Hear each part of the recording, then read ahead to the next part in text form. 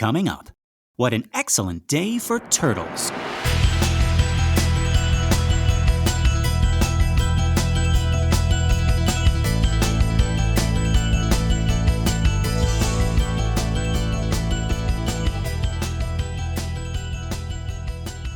Teenage killers making turtles, implicating them in murders.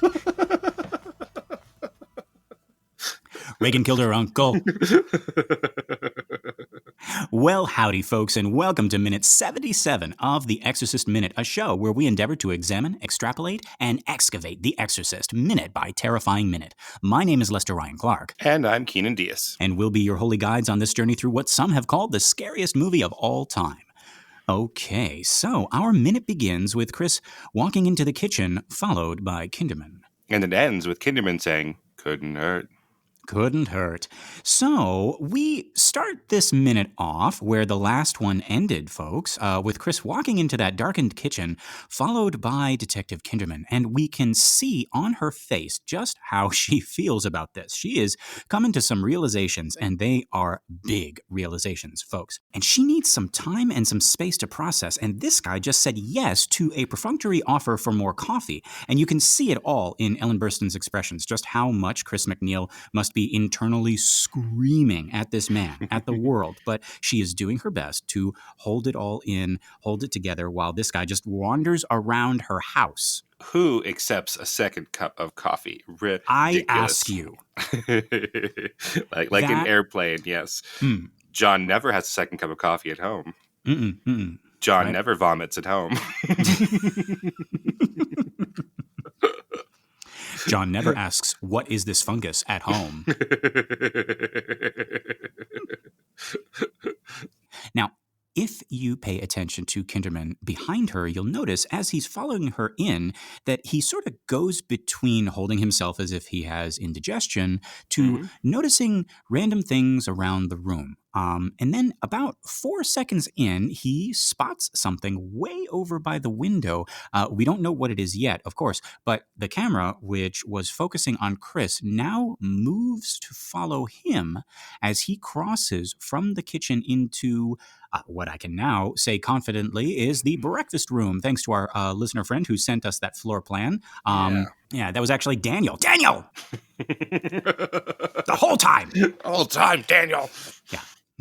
He's in our listener group, but he's an awesome guy. We should kick him out. Oh, no, Daniel Hilliard, I mean, not our listener. Oh, Daniel Hilliard. No, kick that guy out. No. Yeah, we're done. Not our Daniel, the Daniel that we love. No. Our Daniel would never pull a ruse like that on his children.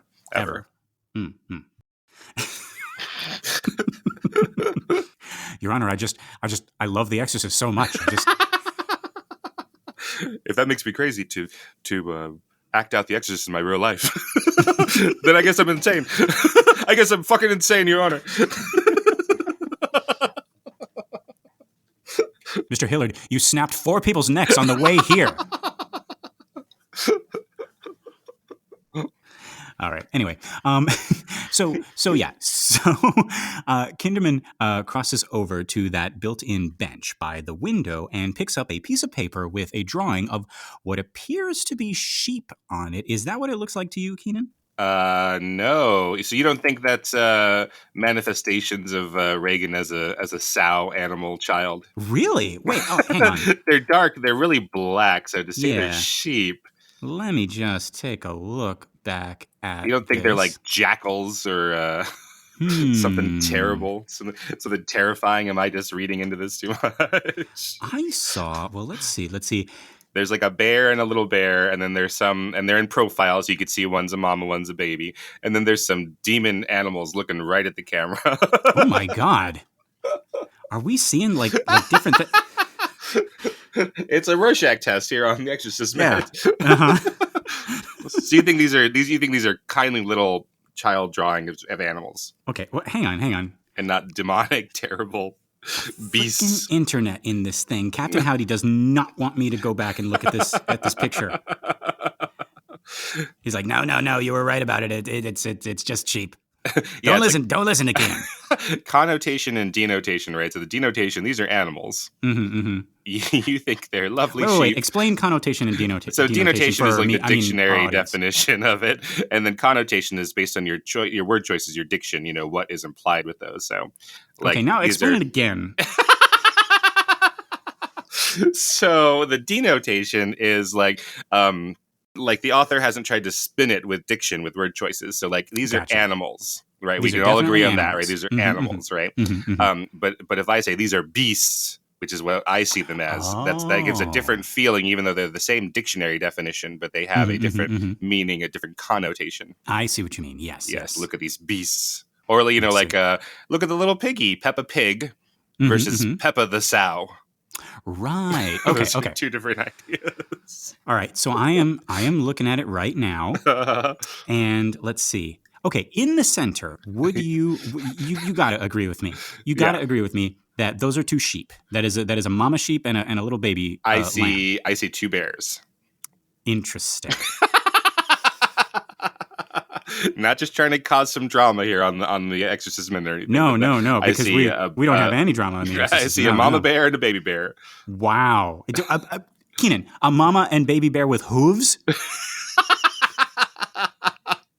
I don't see hooves and wool. I do not see any hooves. Maybe. Oh, sorry. Wool. That's my connotation or denotation or whatever it is.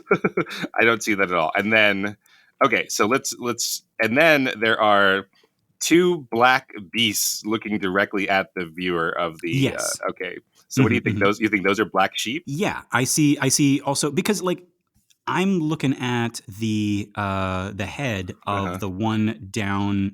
The bottom left. Yeah. And it looks like I guess you would call it a ram because it has those two black things on the sides of its head, like horns that a ram would have. I suppose so. I think that what might be drawing me towards a different conclusion is that they're it is a children's drawing in all black. And we've seen her use different colors and have the ability to use different colors. So that's true. That dumb bird was like incredibly colorful. Colorful. That had every color in existence. Right. Yeah. So I might give you that the ones on the sides are rams or something. It is very unsettling that they're black to me, and it is very unsettling that they're looking directly at us rather than in the children's profile that we're used to. Yeah, and I think you and I both agree. Yeah, whatever these things are, they are very, very unsettling. They're very unsettling. They're jackals. These are carrion eating animals. These are hyenas or something. And actually, okay, so and on further inspection, I'm looking at the one sort of like up top left, and yeah, that does look like a pig. That looks like that's a Wilbur, Charlotte's Web, Babe. Right. Filthy sow. Yeah. Sing for me, Wilbur, or in a different set of dictions, squeal for me, piggy. Yeah.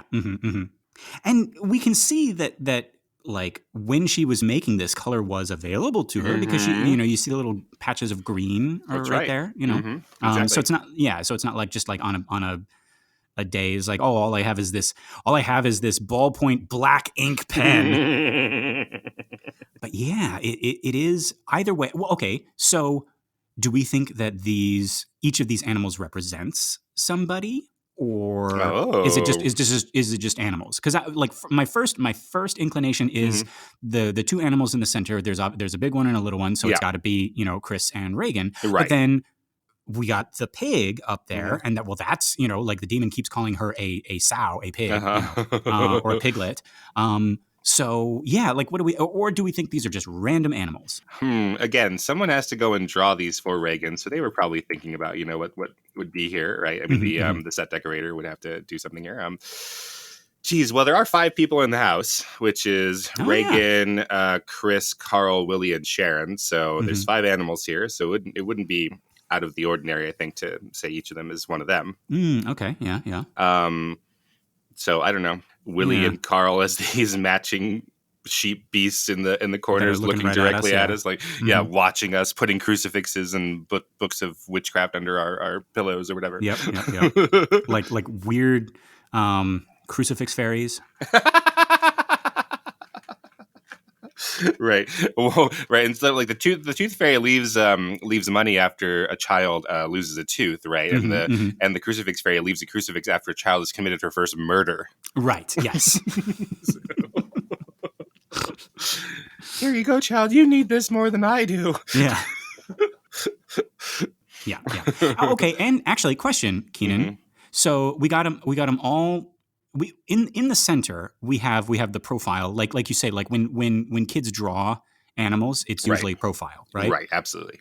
So it is a little bit weird that we got this one, top right and bottom left, looking directly at us, and it makes a shape that is, like doing that like 2D to 3D or 3D to 2D. I don't know which one this would be because it's a piece of paper, but it looks like hulking and misshapen. Obviously it's perspective and it's, but it looks really. Yeah. I feel like I'm preaching to the choir here. I can't shake my feelings that these are not sheep because of that. Keenan, these animals look really creepy. I don't know if you. If I were to draw a sheep, I would. I mean, still today, not just as a kid. I haven't progressed much, but I would just start. I draw a little head. And then a little profile head, and then just do like a little cloud, and do little curly cues, right? Right. Yeah, and we do a caricature of a sheep. Yeah, it just looked like a cloud, right? It'd be fluffy, and I wouldn't fill it in for sure with pencil markings and pen markings. So something wrong with this girl is what I'm saying. It's a very accurate animal, like to almost like to this Uncanny Valley like type thing, right? Yeah, sure. But what does that say about Reagan's personality? Like, okay, what else have we seen of her art? Like, it seems like she cares a lot about animals. I mean, that's obvious. Like, we know that, right? Like, both her and Linda Blair care a lot about animals. So you would think, like, more so than other little girls her age, they wouldn't do that whole kind of like caricature of just a little like a hot dog with legs and now that's a dog, or or a fluffy cloud and now that's a sheep with a smiley face. Right. Like she would be like, no, I have to get like, even like look at how the legs are bent, the back legs of that one in the center. That's how actual animals have their legs. They don't bend like human legs, right? Yeah, because they're kind of reverse from our knees bend backwards, right, and they're bend the other way. It might look like Okay, maybe it's a sheep or a cow, but the profile as she has, right, is a little bit more accurate than how I would draw it. Yes, it's a little bit closer to how you would have in like a butcher's tablet, right? Ooh, that side view of like, this is the cut of this and this is the cut of that, right? With all the little dotted lines, right? Like, this is the flank, and this is for pot roast, and this is for bacon, and my god! Now just think about where that would be on you. So where your bacon strip is and where your pot roast is. I've forgotten all about, like, let's see. Doesn't bacon come from the stomach? Yeah, it's the belly. It's the belly. Okay, right. And the pot roast. Isn't the pot roast just rump roast? Yeah. So is that the actual? That's just your my butt. Your hammies. Yeah, my hammies. Interesting. Well, but then ham would be. Well, that's a different animal. Well, yeah. Oh, yeah. We've completely. Yeah, we've got some terrible mixture of human animal hybrid here in our butcher table. Well, now I'm hungry. Just thinking about my own delicious meats. Yeah. Oh, I found a perfect way to lose weight. Okay, another question. Who drew this? Do you think it's Reagan or Captain Howdy? I think this is a Captain Howdy drawing. All right, this is her under the influence of a demon. Gotcha. Okay, so this is more Captain Howdy, and he's. I mean, maybe you know what? Like, I can actually see that she's up in her room, and Captain Howdy is like, oh, that's a really nice sheep, and it's like, no, it's a bear. Captain Howdy's like, no, it's obviously a sheep. Look at the way you got the legs down there. You draw animal legs too good. Haven't you ever heard of like caricaturization and you're trying to get the feeling of the animal? Here. Just let me take over for just a second. Right. Scott McCloud's spectrum between representational and iconic drawings. You should be more iconic. Reagan, let's take a little field trip to the museum. I got to educate you a little bit. All right. Well, that's what Kinderman is looking at, is all of her art and trying to piece together, like, what kind of girl is this? But yeah, in any case, so he picks this picture up. He looks at it briefly, and then he puts it down, and then he goes to pick up the thing that I think he had spotted all the way across the room. I don't know. Right. That's what he was looking at the top of this minute, right? Yeah, he does this. So again, are we like thinking? I mean, sometimes I've been wondering, since we've been doing much Kinderman the past couple of minutes, right? Mm-hmm. Is he Sherlock Holmes level detective? I mean, is that possible that he is the greatest detective in the Washington D.C. area? But like, yeah, as we look at it, it sure looks like he is. So he's coming in, and then you say like he's like, oh, my tummy, right? Oh, I'm he's holding himself and clutching himself. But then when she looks away, he looks sharp. Right. Yeah. He's not really concerned. We can see that he's not really concerned about his belly. But then he still sort of has it in case she looks back, and he could be like, oh, I'm not looking at things. I'm just going, my poor Tom Tom. Right. Which is really sophisticated, sort of, next level stuff. I don't even think, the cops on Law and Order are that good, right? Benson and Stabler are like that. This is like, he's like, Poirot or something. Mm-hmm. He's bringing a level of performance to his job, which is very he doesn't need to be this duplicitous to do his job, but it's kind of like this, like going above and beyond. Like, I'm going to create an entire character in this bumbling detective so that my targets will lower their defenses and think I'm stupid and think I'm absent-minded, and they will let some things slip. I mean, that's not like, I don't think real detectives like today do that. They just, they're just like getting down to business. But I mean, I don't know. I'm not a detective. I don't know. Detectives who listen to the Exorcist Minute, write in and let us know if you, or don't give away your trade secrets. I think there is some psychology to how you would interrogate someone, or even just in the regular interrogation interviews. Like, there's a psychology at play there. But yeah, he's making a whole sort of character. He doesn't have to do all this, as you say, but he maybe he likes it. That might be how. There was this Marge and Homer. Homer's complaining about Flanders on the coaching the football team. And Marge says, Homer, it's very easy to criticize. And Homer smiles and says, fun too. So maybe Kinderman just has, he doesn't have to do all this, but it sure is fun to put on a little show, to play a little character. Yeah, I think part of it is actually for him. Like, he's just having a little bit of fun. He might have missed his call. That's why he goes to the movies all the time. Yeah, exactly. He's up there. He's watching those that Humphrey Bogart. He's watching Columbo. He's watching them guys do it, and he's like, yeah. No. But no, like, yeah, you're absolutely right, Keenan. There is like there is a method to interrogation, and the type of psychological tactics that they use. But we, there's no doubt that Kinderman is going above and beyond. He's like, even to the point of like having a costume almost, right? In this detective, right? Right. Like, he might not even like his own mustache, but he's doing it because it's like that's what William F. Kinderman is, right? I'm sure that when Columbo came on, which would have been about the time that Blatty was writing The Exorcist, is when Columbo started. I'm sure he was real pissed. God damn it! Damn it! Oh, just one more thing. You stole my whole character. Or who stole what? Ooh. Yeah. But yeah, so this and okay, actually, you raise another good point, Keenan. Are we putting a whole lot of are we projecting a whole lot onto Lee J. Cobb's portrayal of Kinderman? I worry that I might be in danger of doing so, just because I know the book Kinderman so well, and I know that he is play acting here, and he is actually written as this really smart, slick detective who pretends to be this absent-minded guy.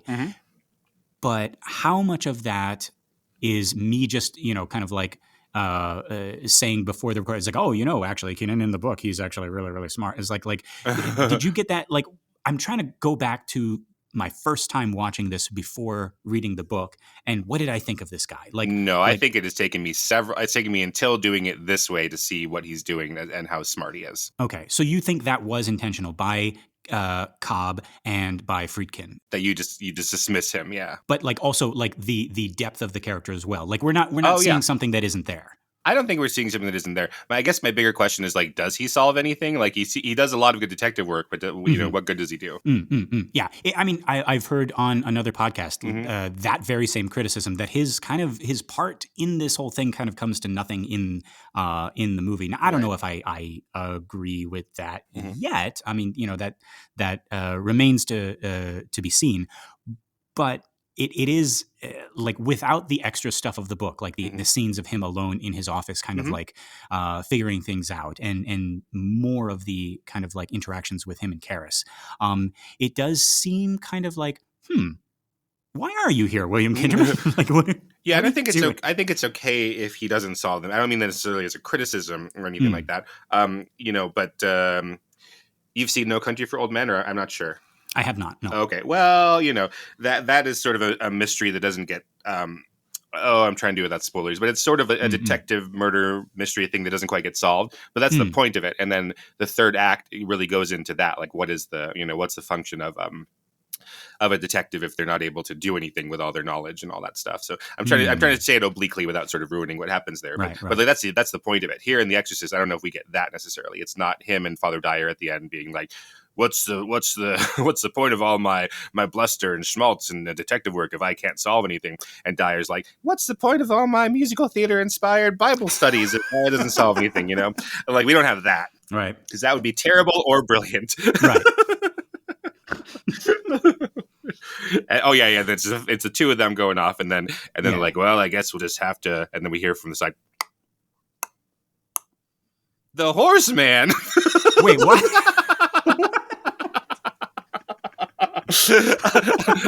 Another side character here for our ending. What do you have to say about all this? It says, forget it, guys. It's Washington. Chinatown reference, guys. Yeah, exactly. That makes even more sense. Like, that when Chinatown being the year after The Exorcist, right? Like, that movie is about the failure of detective work and all that. But yeah, we don't have that in The Exorcist necessarily. Nah, but the case not being solved by him is less about his ability to do his job and more about the fact that it's a supernatural thing that no detective would be able to solve anyway. Right. Then that's what it is in Chinatown too. Like, no detective would be able to do anything about this. There's a supernatural thing in Chinatown? Pazuzu's in Chinatown too? You gotta look real closely though. On the Chinatown Minute. They'll explain it all to you. Forget it, Jake. It's Captain Howdy. Yeah. But yeah, so okay. He picks up this little clay turtle, right? Which I think is what his eye was on this whole time. The whole time. The whole time, right? Now, listeners, I've come to the point where I'm trying to sneak past that, like a ninja, almost like a ninja turtle.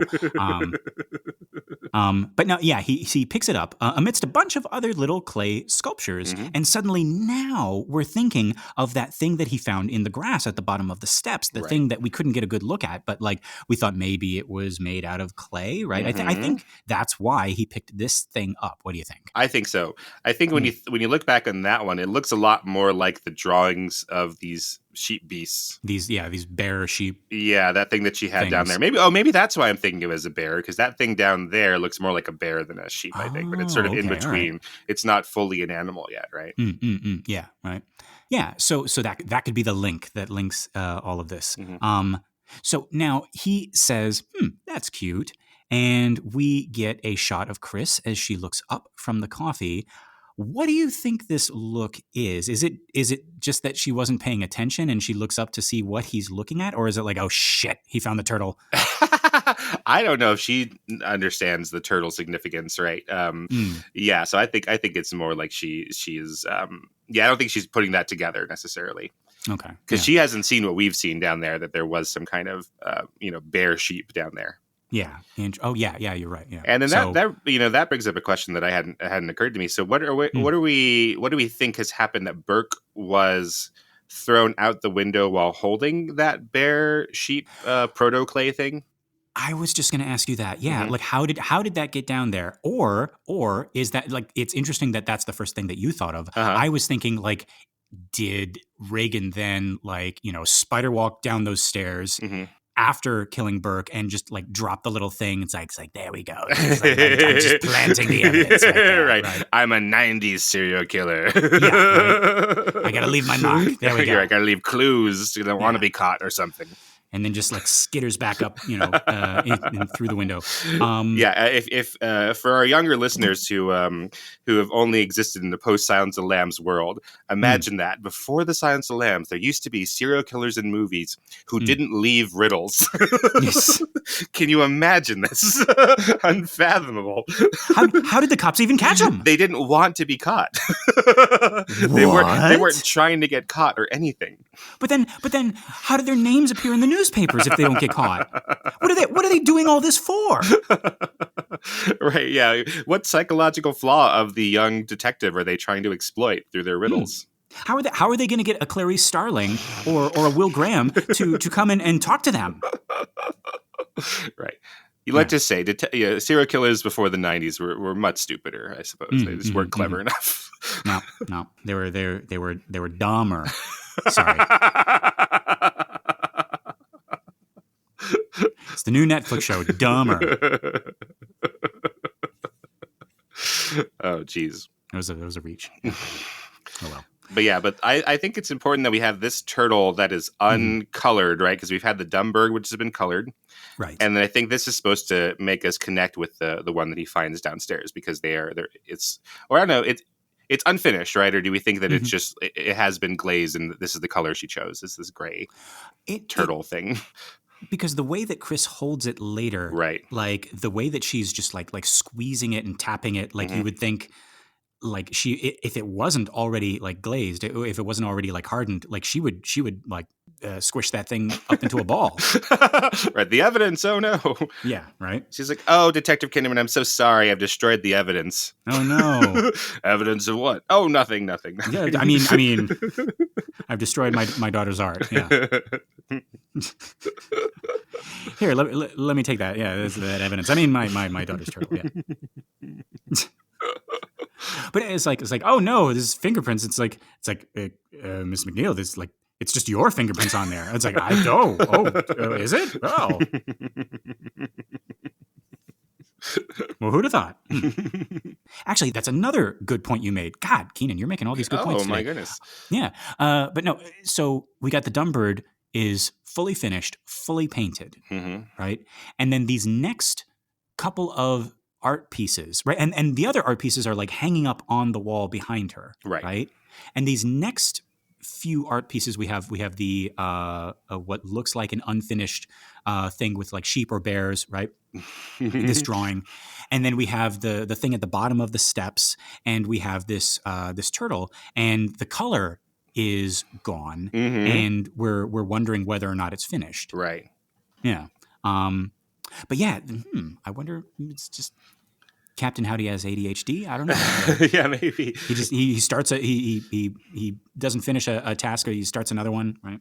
Yeah. Oh, I see what you mean. Yeah, maybe. Or he just likes gray and white stuff. Yeah. Because there's a skunk next to this turtle on the windowsill, and maybe a falcon, and then two other little animal things. Clearly animals, but I can't quite tell what they are.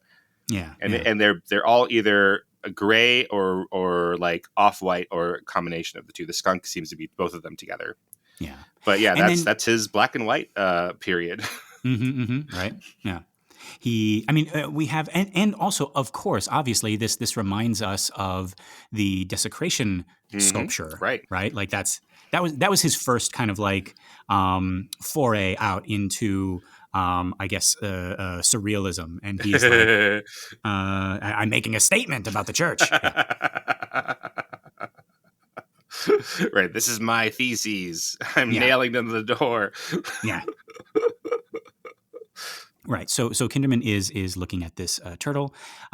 He says cute, and then he looks up to Chris. He says, "Your daughter, she's the artist," right? We get this brief smile from Chris, but not an answer. I noticed that this time around, right? Like she crosses into the breakfast room and gives him his coffee, taking the turtle back as she does. And she takes it and she sort of cradles it. And just this little gesture was so touching, folks, right? Like, go back and look at how she takes back this thing that her daughter made and sort of cradles it and looks down at it. And you can see, even in that little gesture made by Ellen Burstyn, what's all going through her mind right now, right? This strange man is in her house asking her questions, raising questions that maybe she knew the answer to before, maybe not, but also just stuff she doesn't want to think about, stuff that hurts to think about, like Burke, right? And Reagan's condition. And this guy goes like rifling through her stuff and picks up something that her daughter made, probably for her. And so, yeah, she comes over to give him his coffee, but more importantly, to take this thing back, this thing that reminds her of her daughter. And I also like the double duty here of like, it's reminding him of her daughter, right? So she's just going to get that away from him, out of sight, out of mind, right? Here's your coffee. Now drink it and get out of my house. Right? Yeah. Stop thinking about my daughter. It's creepy. Yeah. You're being a grade A creep right now. Yeah. You craggy creep.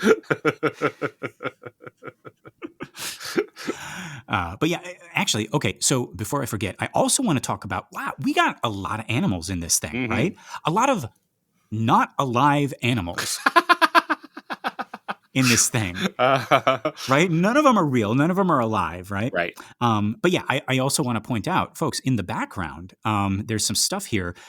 We have what appears to be a lion on the left. Oh, I couldn't place that. Yes, that is a lion. You're right. Yeah, it looks like a lion over by Kinderman. And then on the right, okay, this you're going to have to help me with, Keenan. Like we got what looks like maybe a squirrel in this like very diminutive pose. It made me think of what you were saying before, Keenan, about how some animals, like they would groom themselves if cornered. Oh, right? Yeah. But I think it's okay. I'm sorry. Go ahead. Well, we look and we see that in the foreground, Chris has sort of been like clutching the turtle in that same pose, right? Like, and then back in the background again, like right below this framed sort of like, well, actually, yeah. Before we get into that middle thing, but what do we think about the thing over by Chris?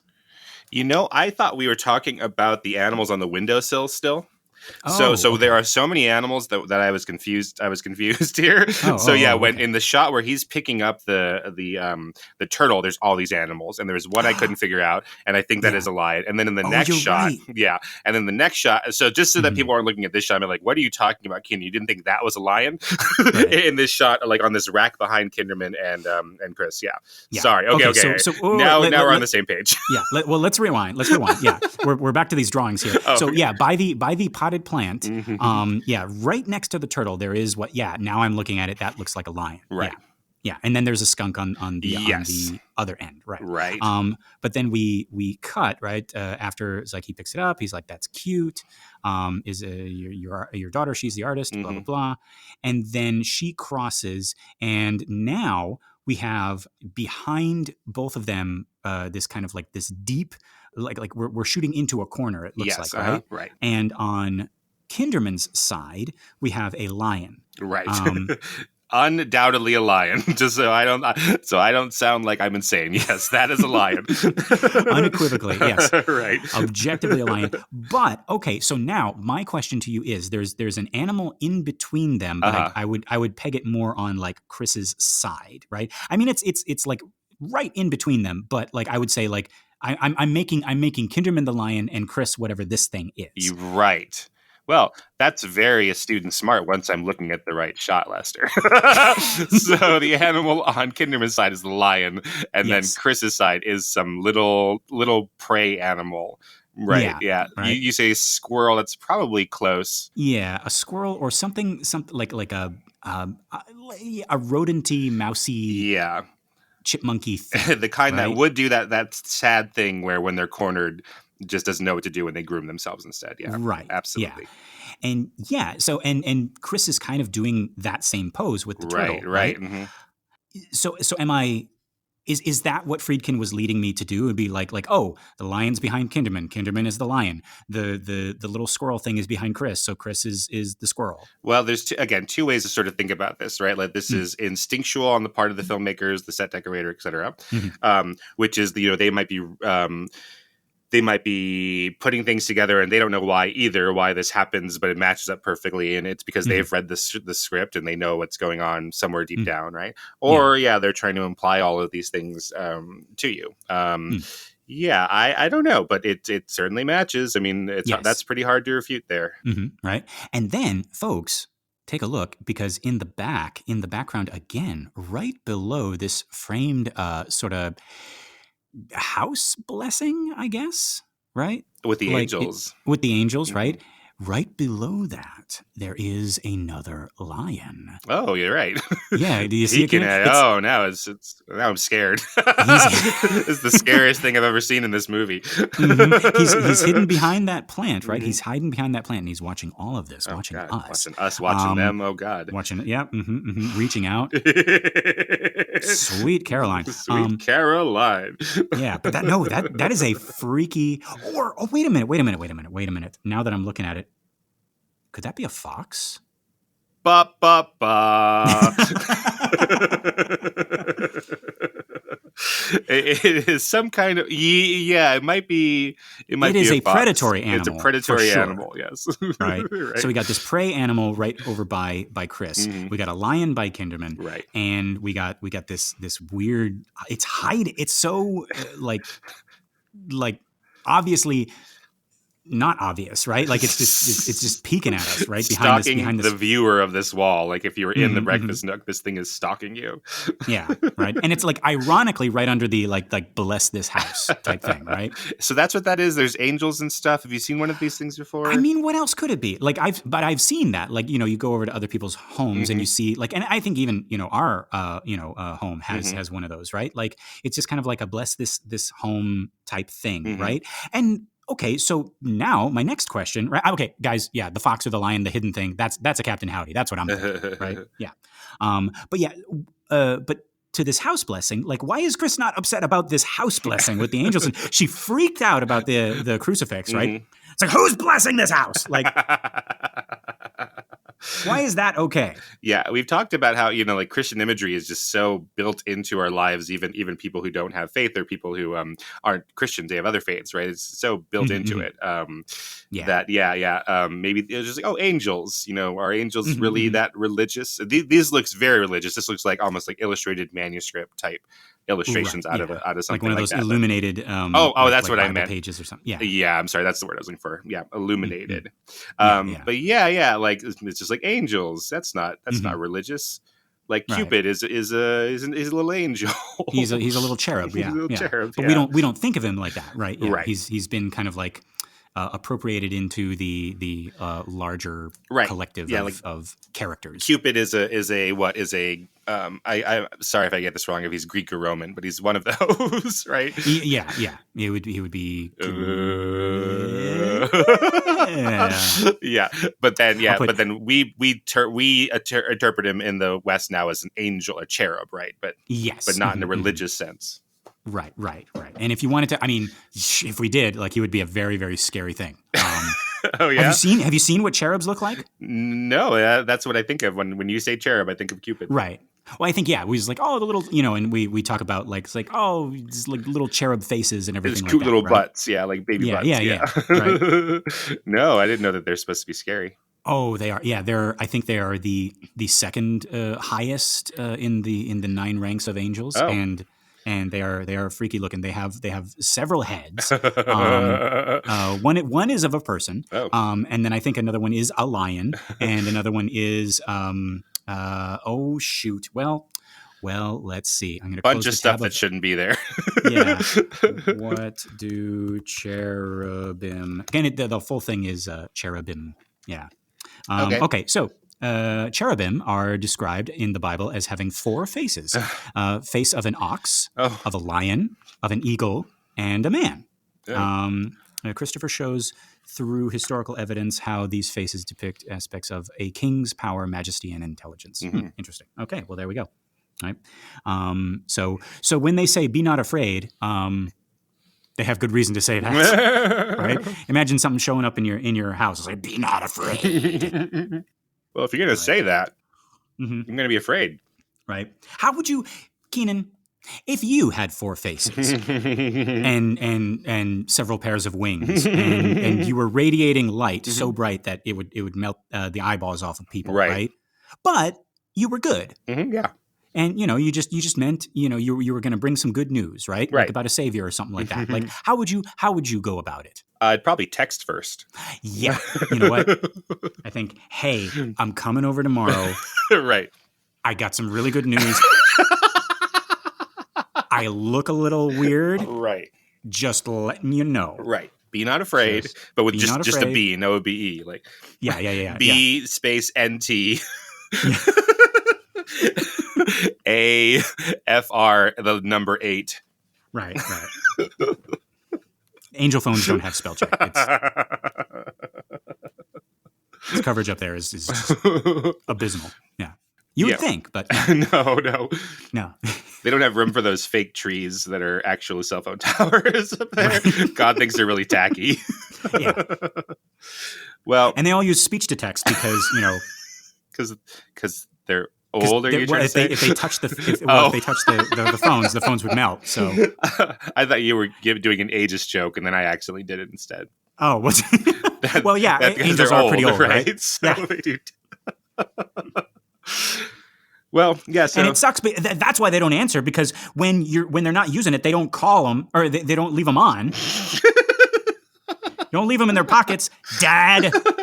Yeah, right. Yeah, they've had their phones off since the Age of Miracles ended. That's like, oh, I wasn't paying attention. Right. I took a little nap for a couple of millennia. They turn it on. It's like 142,000 unanswered prayers. World War I. Well, that doesn't sound good when you put it like that. Sheesh. It implies there's going to be more. And then they scroll all their notifications like, I'm just not going to report this. Yeah. Well, so Chris has this. Gabriel, there's a lot of crazy shit going on down there. Have you been updated? You haven't liked any of my posts? You haven't. Right. It's like, I'll deal with it in the morning. Be not afraid. Yep. Be not afraid. Yep. Be not afraid. Right. Thoughts and prayers. All right. I'm going to. But yeah, I was saying speech to text. Try to get it back to Chris here. Because when they try to speak with the goat face, it's just like, ah!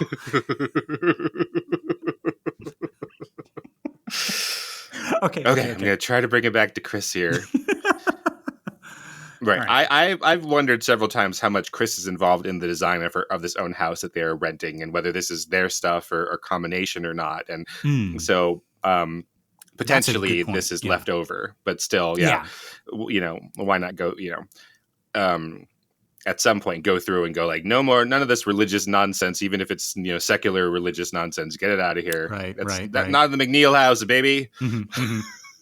I don't like the way this fox or this lion is looking at me from behind this shrubbery.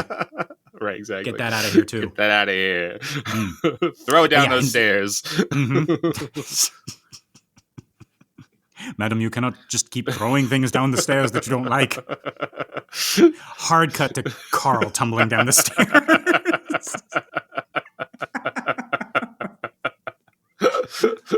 But he wouldn't make a sound. No. He wouldn't make a sound, right? He'd just be lying at the bottom of the stairs. It's like, well, I should have seen that one coming. Madam was right to throw me down the stairs. Oh, my God. Yeah. But yeah, and the same thing with, like, we talked about, like, that. There's still that man cave in there. Right, exactly. Right? Mm-hmm. Yeah. So no, I think you're onto something, Keenan, about how a lot of this stuff was just already there, right? So maybe we don't see a lot of Chris's decorative touch. Right. But yeah, so Kinderman asks, incidentally, a lot of people like using that word in this story. Like, incidentally is just like all over this story, right? But he says, incidentally, you might ask your daughter if she remembers seeing Mr. Dennings in her room that night. And again, he says it like, I did, just one more thing, right? Like I almost forgot to mention this, right? But I might as well. Yeah, and it's sort of like as if, as implying that like Reagan they haven't talked to Reagan about this already. Like, does she know that Burke is dead? Oh my God. I didn't even think about that. Yeah, you know what I'm saying? Like mention this to your hey, yeah, have you talked to your daughter about the night where this guy fell out her window while she was asleep? So are they keeping that from her? Burke's dead? Right. He's like, Captain Howdy, Burke's dead. What? What? They're all shocked. They're all just like, how? Captain Howdy's actually like the most hurt. Like he was being mean to Burke, but like it's in that way like you see in those Saturday morning cartoons where it's like the bully is like, you can't go. Yeah, exactly. They're just trying to be friends with Burke. The way that Burke is trying to be friends with Carl by picking on him. Exactly. The real villain of The Exorcist is toxic masculinity. Yes, exactly. But okay, I think Reagan knows that Burke is dead, right? I'm sure that Chris, Reagan, Carl, and Willie, they've all had like a time of mourning, of like just like huddling, close together and well, actually, what the hell am I saying? Because as soon as Chris realizes, right, and she pounds her fist against the wall, and then Chuck just leaves, right? Then Reagan does the spider walk downstairs. Right. So that is a good question. Has Chris gone up there like in one of like Reagan's like calm spells and said, "Honey, I have something to tell you.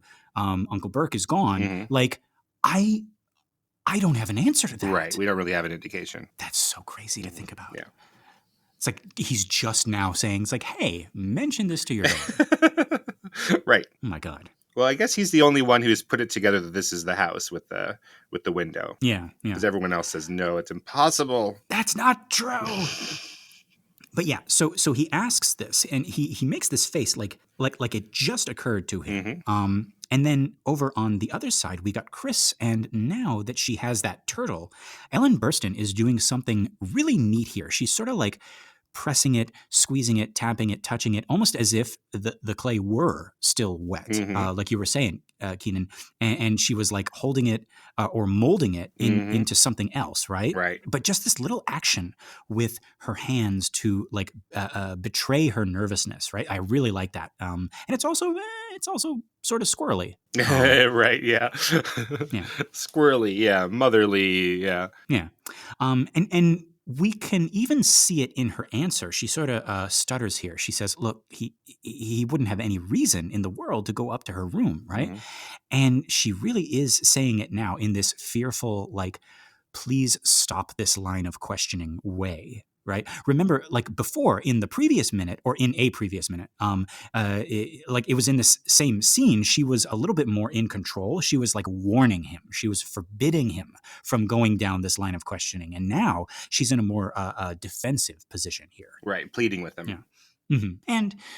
And Kinderman tries to assuage her fears here, right? He says in this very like grandfatherly tone, he's like, "Oh, I know, I realize," but and even like the thing he says here is very grandfather-ish, right? He's like, if certain British doctors never asked, what is this fungus, we wouldn't today have penicillin, correct? And he points at her like a grandfather, right? Like just this whole manner here, like trying to reassure her, trying to comfort her, or maybe lure her into a sense of comfort here, right? He's just being very like grandfatherly. Right. But then also at the same time, right? Like that act of like, if we just took a screenshot of that, of him like on that side where the lion is and he's pointing at her and we got like squirrely Chris over there.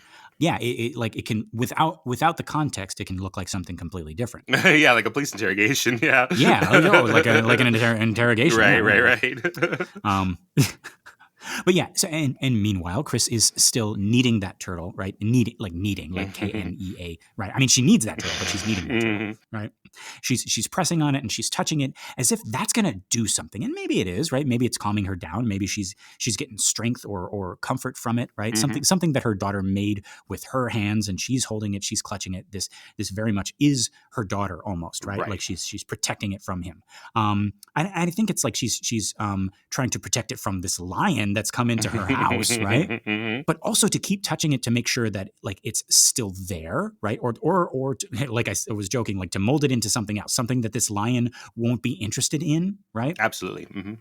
It's very heartbreaking, actually. Like the way that she keeps holding it and looking down at it, right? I never noticed it until this viewing, but like everything she's doing with that turtle, like it really breaks your heart, right? Yeah. And she looks down at it again now, like she's remembering when Reagan made it for her, wondering how they can get back to that time. And she says, when she's better, I'll ask her, right? Smile and then back down at the turtle, almost like she's saying, she's like, don't worry, I'll protect you. And Kinderman says, couldn't hurt, right? And and sadly, folks, that is where our minute has to end. That is all of my notes.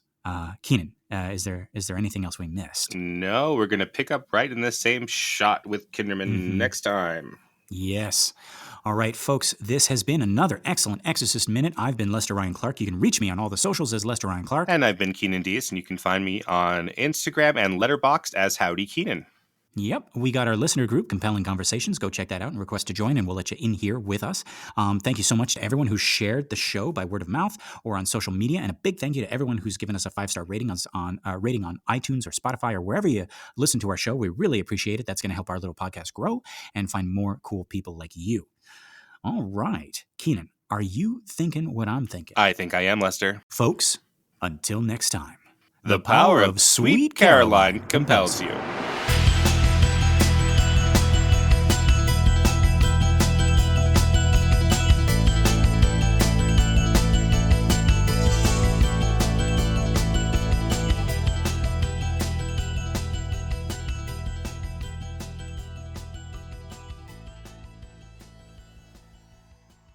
Ba ba ba.